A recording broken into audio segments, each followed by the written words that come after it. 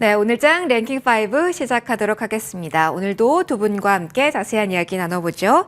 헤르메스탁 하창한 본부장, 신한투자증권 황유연 PB팀장 모셨습니다. 두 분 어서 오십시오. 네. 안녕하세요. 자, 오늘 일단 코스피 쪽에 탄력 강합니다. 주요 요인부터 찝어보도록 하죠. 1위 먼저 열어볼 겁니다. GTC 모멘텀이라고 보면 될지 궁금합니다. 첫 번째 질문 먼저 드려볼게요. 하창한 본부장님께 여쭤보도록 하겠습니다. 오전과 오후의 반도체 흐름이 같나요? 아니면은 조금 다른가요? 삼성전자의 쏠림이 강하다라는데 더욱더 주목해야 될지 궁금해서 이 질문 먼저 들어볼게요.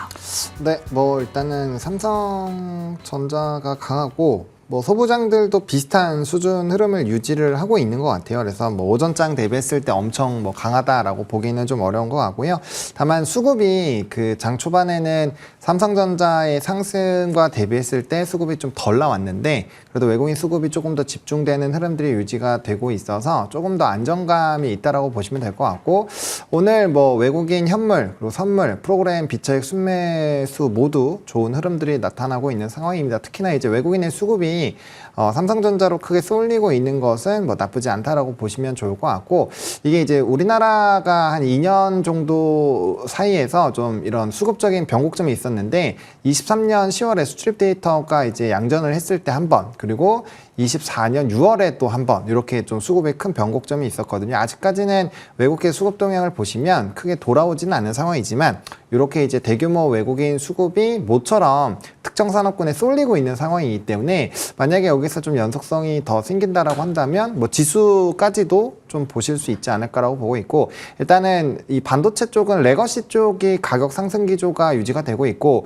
이관신 효과가 크게 나타나고 있는 것은 금일 발표된 중국의 소매 판매 지표들에서도 좀 일부 확인할 수 있습니다. 특히나 고정 투자 자산이 늘어났다는 게 저는 좀 크게 의미가 있다고 보여지는데, 아무튼 그런 내용들이 나오는 상황에서 이제 만약에 GTC 기대감 또 이제 HBM3에 대한 콜 통과 이런 내용들이 더 붙여준다면 삼성전자는 6만 전자를 다시 좀 뚫어내지 않을까라고 보고 있고요. 그런 흐름들은 소부장은 당연히 따라올 거고, 지수 자체도 다시 한번 2,700을 가나라는 기대감을 좀 만들어 놓을 수 있는 요인으로 되지 않을까라고 생각을 하고 있어서 일단 금일의 삼성전자 이슈는 좀 나름대로 긍정적이다 이렇게 생각을 하고 있습니다. 그러면은 오늘과 내일 GTC에 대한 모멘텀이 본격화되기 전까지 반도체를 더 진입할 시기인가요? 아니면은 그 전에 진입하신 분들이 수익을 확정하는 시기일까요? 사실 삼성전자를 기준으로 말씀드리면 아직 가지도 않았기 때문에 오늘 올라간 것 때문에 삼성전자를 안 볼 거면 대형주를 아예 하면 안 되죠. 예, 그래서 아직 제대로 시작도 안 했기 때문에 충분히 가능하다라고 보여지고 있고요. 소부장은 일부 종목군들에 따라서 좀 달라요. 예를 들면은 캠트로닉스 같은 종목은 물론 산업 리포트가 워낙 좋게 나오기도 했지만 이 거래일 사이에 주가가 30% 이상 올랐거든요. 그런 종목군들은 조금 이제 단기 차익 매물들이 나올 수 있으니까 좀 조심을 해봐야 될 것 같고요. 또 밑바닥에서 기어 올라오는 종목군들이 꽤 많아요. 대표적으로 동지세미킴이라든지 이런 종목군들 같은 경우는 아직 제대로 정배열 초입 부분에서 상승을 제대로 못했기 때문에 그러한 종목군들을 추종하시는 것도 나쁘지는 않을 것 같다. 다만 저는 웬만하면은 대형주 중심으로 좀 보시면 좋을 것 같아요. 물론 소부장이 당연히 화끈하고 변동성도 크지만 이왕 제대로 묵직하게 자금을 쏟아낼 거면 삼성이나 하이닉스를 믹스하셔가지고 보시는 게 좀 더 괜찮지 않을까라고 보고 있고요. 또 이제 GTC에서 유리기판에 대한 얘기가 나올 수 있고 액심 냉각이라든지 여러 가지 데이터들이 또 같이 나올 수가 있기 때문에 그 사정권에 있는 그런 산업군들에 대한 종목군들은 좀 면밀하게 볼 필요는 있다. 그래서 자신이 없으시면 수급 쏠리는 거 보고 들어가시면 되고요. 저는 일단 대형주 중심으로 한번 세팅을 해보는 거 나쁘지 않을 것 같다 이렇게 생각을 하고 있습니다. 일단 대형주 중심으로 세팅을 해보는 거 나쁘지 않다라는 이야기 해주셨습니다. GTC에 대한 세부적인 이야기 잠시 후 조금 더 해보도록 하고요. 오늘 아무래도 삼성전자 흐름이 궁금하실 듯해서 팀장님께도 삼성전자 콕 집어서 한 번 더 질문 드려보도록 할게요. 팀장님의 시선은 어떠십니까? 6만 전자에 대한 초입 기대감을 더 키워갈 수 있는 시기일까요? 네. 말씀해 주셨던 것처럼 본인께서 말씀해 주셨던 것과 크게 결은 다르지 않습니다. 오늘 외국인들이 꽤 많이 매수를 해주고 있는데 코스피 시장에서 그중에서 대부분이 지금 삼성전자로 일단은 몰리고는 있거든요. 현재 단순 계산으로. 우리가 항상 고민을 해야 될 게 이제 공매도 전후로 앞두고 나서 또는 어떠한 데이터가 나오고 나기 전후로 해서 삼성전자의 쏠림 현상이 있을 수 있지 않을까에 대한 고민을 계속 해왔었습니다. 특히 이제 오늘 같은 장이죠. 오늘처럼 삼성전자가 모든 시장의 수급을 다 가져가면 오늘 뭐 여타 종목들도 일부 좋은 종목이 있긴 합니다만 다른 종목들은 좀 부진한 모습, 상대적인 부진한 모습들 좀 보여주고 있거든요. 그러니까 지금 시장 대비해서 아마 계좌 수익률이 썩 만족스럽지는 않을 겁니다. 그러니까 삼성전자만 사실 지금 올라오고 있기 때문에 이런 부분들이 우리가 과거에 반도체 슈퍼사이클이라고 불렀었던 뭐 대표적으로 2016년부터 17년 정도 사이클 기억나는 건 그때 정도 생각해 보시면 그때 삼성전자와 하이닉스만 올라갔었던 경험이 있거든요. 외국인들이 제가 앞서서 공매도 말씀드렸던 거는 외국인들이 이제 공매도가 재개 이후에 한국이라는 나라를 산다라고 하면 가장 먼저 살 거는 삼성전자일 겁니다. 그러면 공매도에 대한 우려도 있지만 분명히 매수 자금이 들어오는 부분들도 꽤 크기 때문에 그러면 전자 쪽으로도 꽤나 많이 들어올 수 있고 오늘 같은 날은 또 언제든지 발생할 수 있다고 봅니다. 그래서 뭐 GTC 모멘텀 말씀해 주시긴 했지만 단순하게 그 모멘텀 가지고 오늘 삼성전자를 이렇게 산다라고 보기에는 좀 너무 과한 수급이라고 보는데 이 과한 수급이라는 거는 앞으로 삼성전자의 조금 쏠림 현상이 언제든지 나올 수 있다. 그렇기 때문에 아직은 조금 소부장들이라던가 전자 있어서 뭔가 강력하게 매수를 하기에는 조금 이른 시기이긴 합니다만 이제 조금 더 한 1주, 2주 전보다는 조금 더 관심 갖고 볼 때는 충분히 되었다라고 생각합니다. 그러면은 조금 더 큰 울타리로 보면 FOMC라는 이벤트가 주 후반에 있잖아요. 대형주가 아무래도 큰 영향을 받게 될 텐데 그 점에 대한 대비도 시작을 해야 될까요? 시장은 FOMC 크게 신경 이제는 사실 안 쓰는 것 같습니다. 미국도 그렇고 지난주에 좀 한국도 그렇고 우리나라 미국도 그렇고 선물 옵션 만기를 좀 별나게 좀 보냈습니다. 시장의 변동성을 굉장히 좀 부침 있게 변했다가 그런 부분들이 좀 소화가 일정되고 나서 바로 매수세가 들어왔다라는 거는 좀 의미가 있다라고 생각을 하고 있고요. 오늘도 프로그램 쪽에서 굉장히 좀 많은 매수세가 들어오고 있기 때문에 이런 부분들은 어쨌든 간 긍정적으로 보셔도 될 것 같다. 일단 가격과 거래량이 말해주는 게 가장 정확하기 때문에 앞서서 나올 재료들은 아마 후행적으로 다 또 설명이 되지 않을까 그렇게 생각하고 있습니다. 알겠습니다. 거래량까지도 잘 챙겨봐야 될 것 같아요. GTC 궁금하실 것 같아서 하나만 더 질문하고 넘어가도록 하겠습니다. 하창원 본부장님, 저희 대형주 중심으로 포트 두 분 다 말씀을 해주셨지만 많은 분들이 이 이벤트 앞두고 어떤 종목군을 좀 압축해서 봐야 될지는 궁금하실 것 같아서 조금 관심 축을 설정해 주세요. 양자, 액침냉각, 유리기판, 뭐 더 본다면 피지컬 AI도 있을 것 같고 자동차까지 뭐 여러 이야기들이 나오고 있거든요. 어디를 그래도 중점적으로 튈 수 있는 키워드로 염두에 두고 계신가요?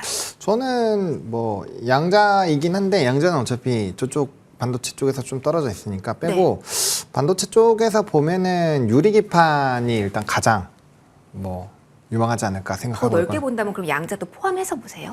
양자도 포함해야죠. 왜냐하면 양자의 그 이슈가 사실은 굉장히 이전부터 좀 주목을 받고 있었던 부분이고 1차 랠리가 끝난 이후에도 이거 이제 양자의 날 있으니까 이거까진 봐야 되는 거 아니냐라는 얘기가 조금 있었거든요. 그러다 보니까 뭐 그 이벤트에는 봐야 될 것 같고요. 반도체 내에서 본다라고 한다면 일단은 유리기판이 가장 크게 좀 영향을 받지 않을까라고 보고 있고요. 그 다음에 이제 뭐 스타게이트나 이런 여러 가지 부분들 또 오늘 또 독일 쪽에서 인프라 관련된 얘기가 나왔는데 결국에는 인프라 쪽이 좀 확대가 되게 되면은 뭐 변압기나 거기다가 이제 뭐 액침냉각 이런 쪽은 뭐 계속적으로 이슈가 되지 않을까 싶습니다.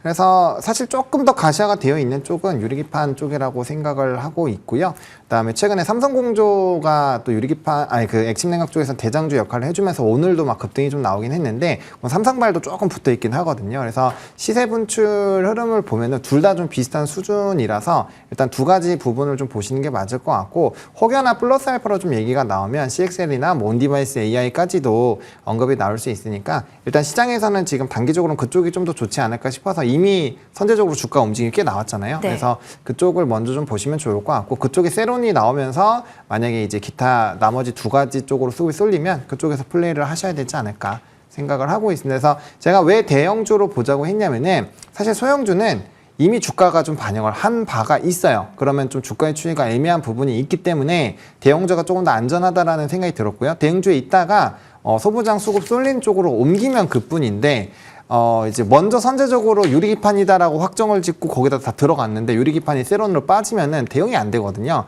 그렇기 때문에 이런 이벤트가 있을 때는 일단 대형주에 넣어 놓으신 다음에 소형주 수급 쏠림 그쪽으로 빼는 게 훨씬 더 유리합니다. 아니면 현금을 갖고 계시는 것도 좋고요. 그래서 미리 선점을 하지 않아도 충분히 이슈가 되면 수익을 볼 수 있기 때문에 너무 선침해를 하실 필요는 없지 않을까라는 게 제 생각입니다. 그러면 일정 한 번만 체크를 해볼게요. 수요일 새벽에 키노트 스피치가 예정이 되어 있으니까 네, 2시요. 수요일장에서 만약에 쏠림이 나오면 그때 보고 쫓아가도 늦지 않다로 전략을 제가 정리해서 말씀드려도 괜찮을까요? 그렇죠. 왜냐면 지금 어떤 얘기가 나올지 그 누구도 정확하게 아는 사람이 없기 때문에 어차피 본게임은 수요일날 수급 쏠리는 거 보고 해도 늦지가 않습니다. 첫날이고 또 이제 뭐 미국의 필라델피아 반도체지수 최근에 진짜 많이 빠졌잖아요. 그러다 보니까 뭐 한번 수급이 붙기 시작을 하면은 연속성을 가질 확률이 너무 높기 때문에 뭐 굳이 이거를 무조건 맞춰야지라고 해서 선제적으로 대응할 필요는 없습니다. 물론 맞추면 플러스 알파 요인은 확실히 있겠죠. 하지만 틀리면 엄청나게 또 아프거든요. 그래서 저는 그럴 바에야 보고 대응을 하는 게 뭐 나쁘지 않다 이렇게 생각을 하고 있습니다. 보고 가도 늦지 않다라는 의견까지 함께 정리해 주셨고요. 대형주에 대한 팁도 같이 드렸습니다. 자, 반도체 정리 이쯤 마무리하고요. 연결해서 가보도록 하죠. 2위 확인해 보도록 하겠습니다. 전력기기에 대한 이야기를 좀 시작해보죠. 팀장님께 먼저 질문을 드려볼게요. 사실 AI에 대한 이야기가 나올 때마다 그러니까 데이터 센터 필요해, 그러니까 전력 부족해, 이 논리로 한참 잘 가다가 최근에는 좀 잠잠했거든요. 오늘 장도 폭발적이라고는 할 수가 없겠지만 관심도가 높아진다 정도로는 이야기를 시작해도 괜찮을지 질문 드려볼게요. 일단은 최근의 주가 흐름은 최근이라고 보기에 한 3년 정도의 사이클 시계를 보면 처음엔 전력기기, 전력망 이제 새로 설치한다던가 여러 가지 전력망을 새로 이제 깐다라던가 그런 이슈로 좀 주가가 올라가다가 작년에는 확실히 AI와 같이 동반되는 움직임을 좀 보였습니다. 그리고 작년 하반기부터 그리고 올 초에 관세 이슈가 나오면서부터 반도체 이슈와 같이 또 밀리는 그런 모습이 좀 나왔어요. 근데 지금 반도체들은 조금은 이제 반등도 나오고 뭐 디램 가격이라든가 여러 가지 다 이슈가 있는데 아직 이런 전력망 이슈는 뭐 긍정적인 뉴스도 있지만 어쨌든 지금 관세가 부과된 상황이죠. 철강 쪽에서. 그렇게 되면 원재료 가격이 굉장히 좀 많이 올라가져 있는 상황이에요. 거의 한 50% 정도가 철강 쪽 원재료를 쓰는데 원가에. 네. 근데 이 부분이 부담이 되겠죠. 그렇게 되면 투자자들은 오늘은 뭐 일시적으로 반등이 나올 수도 있지만 1분기 실적을 확인하려고 아마 할 것 같습니다. 그러니까 관세 영향이 있더라도 앞으로 더 추가적인 폭발적인 성장을 할 수 있느냐 없느냐가 되게 중요할 것 같아서 일단은 지금 현대일렉트릭 같은 경우에도 오늘 좀 그래도 센 반응을 보여주지만 사실 다른 전력기기가 그만큼 원하는 만큼 올라오지는 또 않고 있거든요. 그렇기 때문에 작년 하반기에 보여줬던 강력한 그런 움직임과는 올해부터는 조금은 달라진 모습을 좀 보여줄 거라고 봅니다. 엄청나게 다른 반도체 소부장들 삼성전자 이렇게 엄청나게 가격이 내려서 가격 메리트가 사실 있는 것도 아니고 애매한 지금 위치에 사실 있거든요. 근데 여기서 1분기 실적에 대한 확신이 어느 정도 생기면 주가가 다시 제자리 가겠지만 지금 위치에서는 좀 사실 과감한 배팅이나 과감한 매수세가 들어오기에는 좀 애매한 위치인 것 같아요. 그래서 보유자분들은 충분히 보유할 수 있겠지만 신규로 좀 매수를 하고 계신 분들은 조금 비싸게 사더라도 확인하고 좀 나중에 사시는 게 낫지 않겠느냐. 저는 그 생각하거나 또는 신규 매수자분들은 조금 더 가격이 떨어지면 차라리 좀 더 조정이 좀 나오면 그때 매수하는 게 낫지 않겠느냐. 그 생각을 좀 갖고 있습니다. 그러면 원자재 가격 이야기를 팀장님 네. 해주셨는데요. 조금 더 연동되는 종목에 베팅해보는 네. 전략은 어떻게 생각하세요? 구리도 그렇고 금도 들썩들썩은 해서요. 금의 상승은 사실 좀 다른 이야기죠. 금은 사실 안전자산의 심리이기 네. 때문에 지금 주가는 많이 다시 뭐 리바운딩 했지만 사실 금도 사상 최고치라는 거는 분명히 두 개 중에 하나는 약간 다른 지표라는 거거든요. 하나가 좀 약간 우리를 속이고 있다라는 내용입니다. 주가가 일시적인 반등일 수도 있고요. 금이 오버슈팅일 수도 있습니다. 그런데 이제 이런 부분들에 대한 확인을 아마 3월 말, 4월 초 정도면 어느 정도 좀 방향성이 나올 것 같아서 지금 여전히 뭐 미국 시장이 지난주 금요일날 반등했고 우리나라도 오늘 반등하긴 합니다만 많이 올라간 자산에 대해서 또는 중장기적으로 꽤 많이 올라온 자산에 대해서는 지금은 과감한 수익보다는 리스크 관리가 더 우선순위인 자산 시기가 아닐까 생각하고 있습니다. 전력기기도 좀 기다리자라는 이야기 해주셨습니다. 본부장님과 이야기해 볼게요. 사실 올해 본부장님 전력기기에 대한 좀 애정이 묻어나네요. 2월 달에도 LS란 종목이 추천주로 떠올랐고 네. 오늘도 괜찮다, 오늘도 전력기기를 사도 된다라는 관점이실까요? 네, 저는 조금 시계열을 길게 잡고 있는데 긴 투자라면. 네, HS 코드에서 확인을 해보신 분들은 아시겠지만 일단은 1월달, 2월달까지는 수출입 데이터가 굉장히 좋아지고 있습니다. 특히나 이제 뭐 소형 변압기 말고요. 초고압 변압기 위주로 봤을 때는 데이터가 좋아지고 있습니다. 물론 3월 1일부터 10일까지의 데이터는 조금 좀 쉬어가는 흐름이긴 하지만 아직 뭐 20일이랑 또 말일에 대한 데이터를 좀 봐야 되는데 제가 생각하는 개념은 이렇습니다. 지금 전 세계적으로 이런 AI화가 좀 강화가 되고 있고 분명히 이제 GPT나 이런 이용자가 늘어나고 있어요. 그리고 저도 사실 가벼운 마음으로 이제 GPT부터 유료 구독을 시작을 했고 요즘에는 AI 구독하는 게 7개이거든요. 그러니까 정말 쓸 게 많아요. 쓰다 보면 7개요? 네. 뭐 쓸 게 진짜 많습니다. 그래서 쓰다 보면은 뭐 요약해 주는 것도 있고 뭐 이제 이미지 만들어 주는 것도 있고 뭐 정리해 주는 것도 있고 뭐 엄청 많거든요. 각각이 다 유료로 해야 돼요. 예, 그러다 보니까 생각보다 퀄도 좋고 또 그거 갖다가 요즘에 장사하시는 분들 되게 많아요. 다 저작권이 저한테 들어오기 때문에 그래서 그런 내용들을 해보다 보니까 너무 재밌는 거죠. 근데 이게 이제 저만 그런 게 아니라 많은 분들이 그렇게 해서 또 새로운 또 직업이 창출이 되고 있다 보니까 이 활용도는 계속 늘어날 수밖에 없는데 그러면 데이터 센터 필요할 수밖에 없죠. 게다가 미국 노후 변압기 아직 갈지도 못했어요. LA 화재 있죠. 독일에서 인프라 해제 풀었죠. 뭐 이렇게 되면은 전쟁 재건까지 뭐 지금 변압기는 부족합니다. 3년치 꽉 차 있는 상황에서 초과압 변압기는 또 전 세계적으로 별로 못해요. 그런 것들을 다 따져보면 충분히 뭐 관세로 사실 시비를 걸기가 애매하다라고 보고 있고요. 저는 뭐 충분히 우상향 가능하지 않을까 생각하고 있습니다. 그래서 여기서 원픽을 오늘 가져오셨나 봅니다. 다른 질문 안 드리고 종목으로 그럼 여쭤볼게요. 원픽을 어떤 종목으로 공략하고 계신가요? 네, 저는 HD 현대일렉트릭으로 보고 있습니다. 아무래도 가장 안정적으로 뭐 진행이 되고 있고요. 북미에 대한 점유율도 높아지고 있고 뭐 실적도 가장 좋습니다. 변압기 사이클 산업군들 다 한번 뜯어보세요. 변압기 사이클이 들어오면서 가장 실적과 뭐 순이익이 동반해서 늘어난 기업은 이 기업입니다. 그러다 보니까 해당 기업을 바라보시는 게 가장 좋고요. 뭐 LS 일렉트릭도 사실 후보군으로 상당히 좀 높게 올라온 부분이 있기는 한데 네. 초과압 변압기는 사실 세 개 다 좋습니다. 그래서 일단 HD 현대 일렉트릭을 중심으로 보시고 각각의 위치에 따라서 효성종합도 한번 해보시고 LS 일렉트릭도 해보시면 좋을 것 같습니다. 그래서 뭐 실적 부분에서 가장 안정감이 있어요. 육각형으로 이렇게 늘어나는 종목이라고 보시면 될 것 같고요. 뭐 종목이 지금 꽤 단기적으로 조정이 나와서 다시 조금 올라가고 있어서 목표가는 사실 40만 원대로 초반으로 접긴 했는데 뭐 중장기로 보신다면 전 지정고점 당연히 뚫을 거라고 보고 있거든요. 그래서 1차, 2차로 한번 세워보시면 좋을 것 같고 뭐 30만 원만 이탈하지 않으면 뭐 지금 시점에서 충분히 배팅을 걸어보는 거는 전 나쁘지 않을 것 같다. 이렇게 정리드리겠습니다. 1차로 40만 원 제시를 해주셨습니다. 원픽까지 나온 전력기기 이쯤에서 마무리를 하고요. 세 번째로 넘어가서 원전에 대한 이야기 해볼 겁니다. 오늘 좀 개별적인 악재가 좀 나와서요. 민간국가 아직까지 시효가 되진 않았습니다. 발효가 되는 거는 4월 15일이긴 한데요. 지정국가 목록에 들어가 있는 상황 1월에 지정이 됐다라고 합니다. 이야기 좀 해보죠. 팀장님. 발효 시점은 4월 15일이고요. 민간 국가 및 기타 지정 국가 목록에 들어간 겁니다. 공식 확인이 된 건데 주무부서가 에너지부라서 원전 협력에 관해서 우리가 많이 우려를 하고 있는 것 같아요. 정말 우리가 우려하는 것처럼 체코 도장 찍는데 뭔가 브레이크가 걸리게 되는 건가요?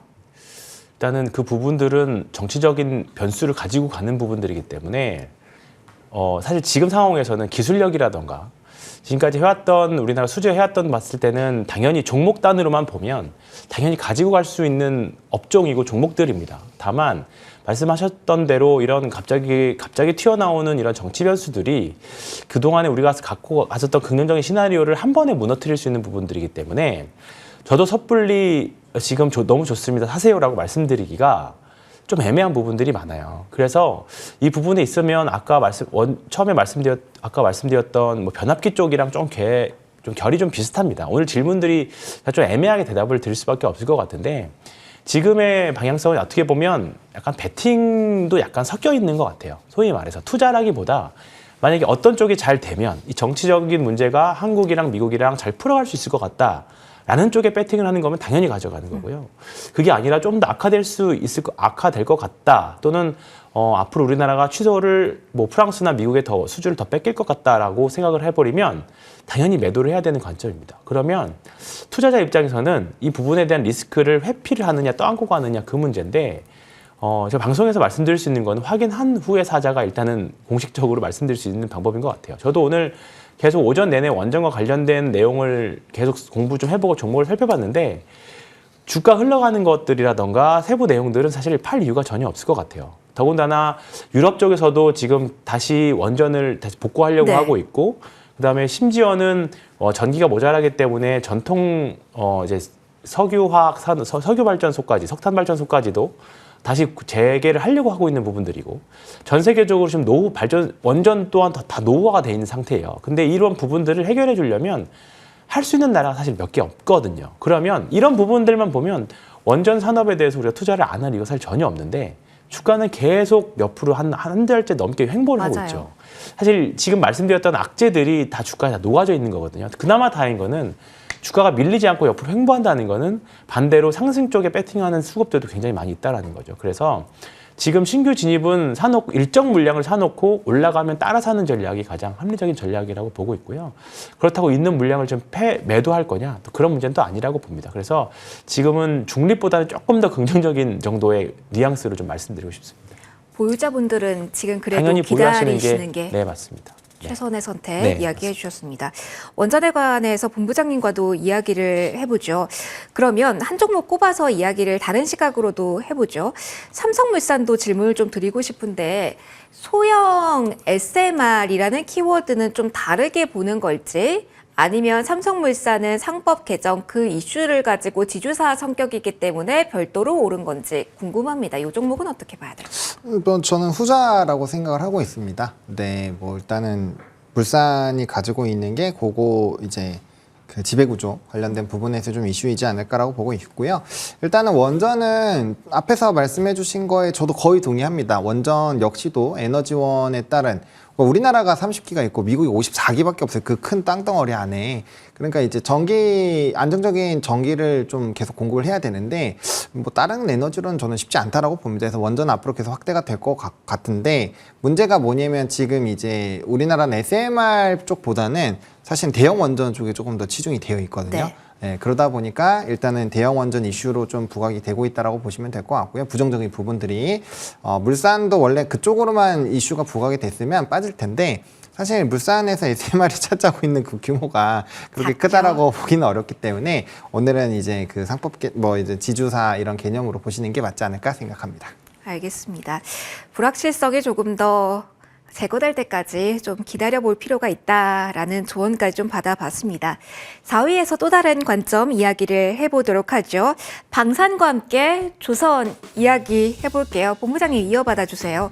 저희 반도체 대형주 삼성전자 잘 가고 이쪽으로 수급 쏠리는데도 방산, 조선 이전에 잘 가던 쪽 계속 잘 가네요. 이건 어떻게 봐야 돼요?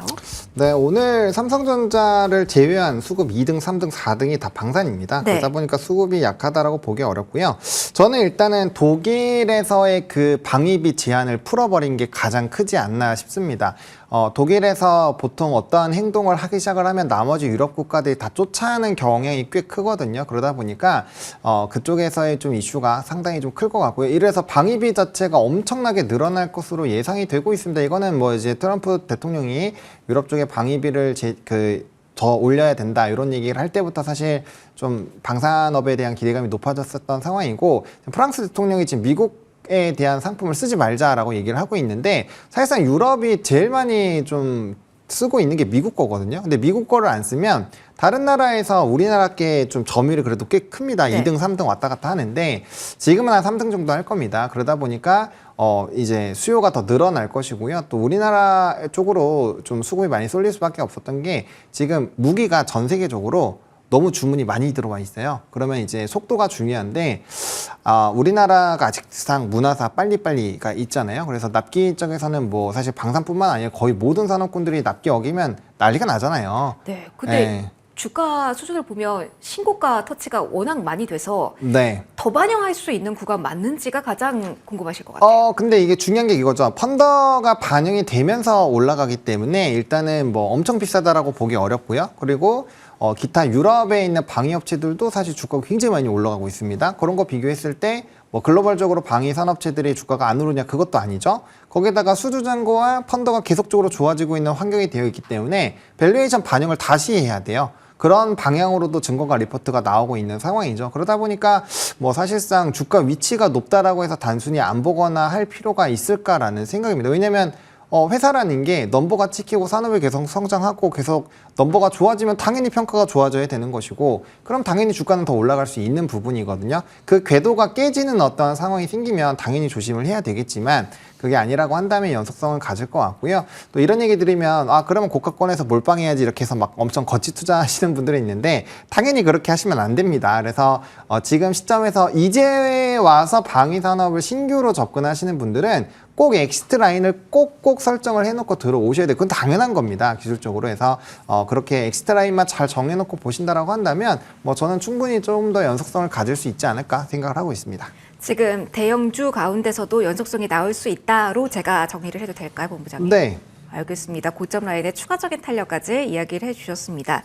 자, 팀장님과도 이야기 나누도록 하죠. 조선과 방산 저희가 묶어서 계속 보고 있잖아요. 묶어서 저희가 계속 가지고 가는 게 맞나요? 사실 조선 같은 경우는 토크가 다쳤다, 일감 더 못 받는다라는 말이 나오는데 방산가 같은 경우는 다르게 봐도 되는 건지 계속 궁금합니다. 조금 뭐 사실 조선 안에서 방산도 좀 있기 때문에 맞아요.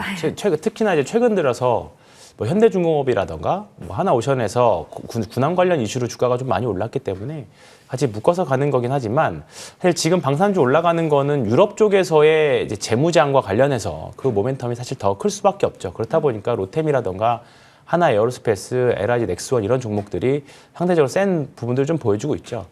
오늘은 조선도 사실 상대적으로 좋은 모습을 보여주고 맞아요. 있습니다. 일단은 삼성중공업이 오늘 아침 또 좋은 기사가 있었고요. 돌아가면서 또 현대미포조선도 많이 빠져 있었던 현대미포조선도 저가 매수세가 좀 들어오고 있는 그런 모습들입니다. 말씀하셨던 대로 도크는 다 차 있지만 앞으로 주문을 받을 배도 사실 많이 있습니다. 특히나 현재 돌아다니고 있는 LNG선이 한 750척 정도로 제가 알고 있는데 그중에 700척이 우리나라에서 제조한 배이고요. 앞으로도 제조할 배도 아마 그 정도 비율로 아마 우리나라 조선사들이 아마 다 만들 거로 생각을 하고 있습니다. 특히나 이제 미국에서 관세 협상의 카드로 쓰고 있는 LNG 수출과 관련해서는 오늘 사실 일본 조선주와 일본 관련 이제 중공업 주식들도 많이 오르고 있긴 합니다만 한국과 일본이 가장 큰 수요가 될 수 있을 거라고 보거든요. 그러면 지금 주가는 거의 밀리지 않고 호재가 있을 때만 긍정적으로 반응하고 있는 그런 양상입니다. 종목들이 아직까지는 뭔가 강력하게 돌파 흐름이 나왔다기보다는 조금 급등하면 매도세가 좀 나오고요. 아래로 좀 떨어지면 매수세가 붙고 그런 양상인데 일단은 종목이 좀 별로 안 좋거나 업황이 별로 안 좋았다면 벌써 시장 섹터 자체가 좀 무너졌다라고 보고요. 앞으로 나올 뉴스들은 좋은 플로우가 좀 더 확률적으로 좀 높기 때문에 일단은 관세 영향 좀 덜하고 기술력으로도 전 세계에서 좀 경쟁 상대가 좀 덜한 조선 쪽은 계속 긍정적으로 보셔도 좋을 것 같습니다. 호재를 잘 받아들일 수 있는 구간이군요. 자, 마지막 이슈 속도 내서 확인하고 마무리하도록 하겠습니다. 저희가 기다리고 있는 이슈입니다. 소비에 대한 이야기를 할 건데요. 주말 동안 내용이 한번 발표되기도 했고요. 오늘 오후 3시로 중국 국무원 필두로 내수 진작 기자회견이 예정되어 있습니다. 소비에 관한 모멘텀이 더욱더 강화될지 이야기 좀 들어보도록 하겠습니다. 본부장님께 먼저 질문 드릴게요. 워낙 대형주가 강하게 움직이는 시장이라서 틈바구니가 있을지 모르겠습니다만 뉴스가 있어서 이쪽에 대해서 공략 포인트 잡아도 될지 질문 드려봐요.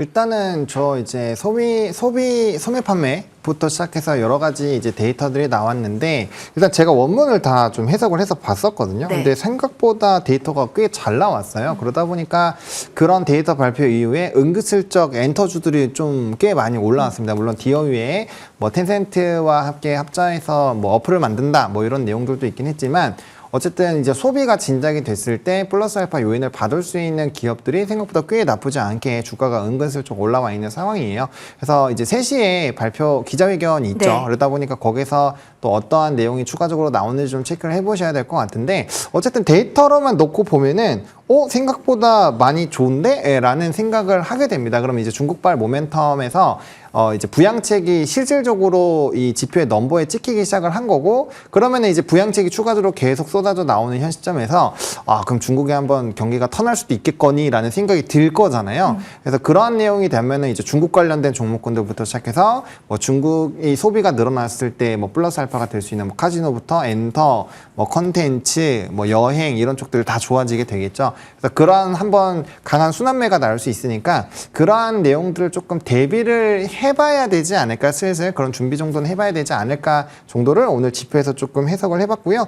뭐 지금 당장은 GTC 쪽으로 쏠려 있고 네. 또 이제 20일부터는 바이오에 대한 모멘텀들이 쭉 나오니까 일단 이번 주는 반도체와 바이오가 좀 해먹을 것 같고요. 한 다음 주 정도 돼야 뭔가 좀 더 이제 곁다리로 좀 붙을 것 같고 만약에 이번 주에 순환매로 돌면은 저는 별로 안 쫓아가시는 게 낫지 않을까. 왜냐면 이슈의 무게가 사실 GTC나 바이오에서 그런 뭐 초록 공개되는 게 훨씬 더 세다라고 보고 있어서 단순히 이 지표 하나만으로 뭔가 뒤집긴 저는 좀 약간 애매한 부분이 있지 않나 생각을 하고 있습니다.